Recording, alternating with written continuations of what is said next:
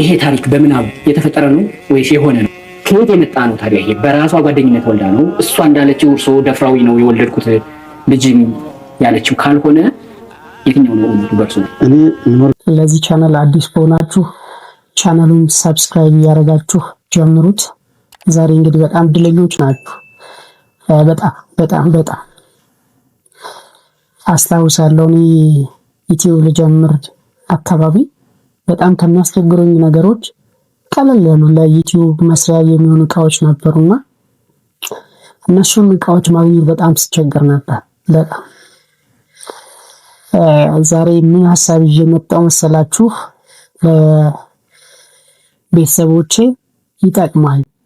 አሁን ምናልባት ይሄ ከትንሹ ነው እየጀመርኩ ያለሁትና ይህችን ሽልማት ብሰጣቸው ቀስ እያልኩኝ ደግሞ በሂደት እኔን በጣም ሲፈትነኝ ሲያስቸግረኝ የነበረው ነገር ቀስ እያልኩኝ እሱንም የምሸልም ይሆናል። በዚህ አጋጣሚ ይህን ዛሬ ለቤተሰቦቼ ይዤ የመጣሁት ሐሳብ ምንድነው ወይም ስጦታ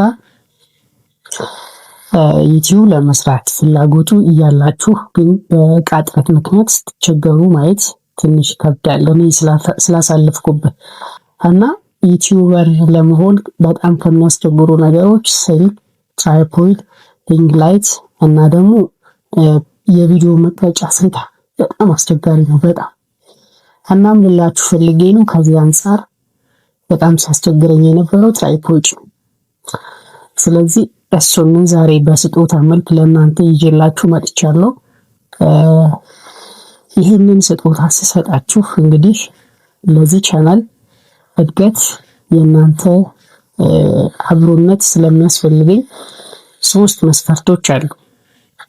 ከነኚህ 3 መስፈርቶች አንደኛ ሰብስክራይብ ማድረግ፣ ቻናሉን ሰብስክራይብ ማድረግ፣ ሁለተኛ ቪዲዮውን ላይክ ማድረግ፣ ሶስተኛ ኮሜንት ቦክስ ላይ ገብቶ እኔ የማስራት ፍላጎት ነበረኝ ግን የዕቃ እጥረት ስለገጠመኝ የሚል ጽሑፍ ትጽፉና እንግዲህ ይሄንን ጽሑፍ ስታስቀምጡ በነገራችን ላይ እንደምታውቁት ዩቲዩብ ራንደም ኮሜንት ፒከር አፕ ተጠቅመን ነው ሴሌክት የምናደርገውና አሸናፊውን ማለት ነው።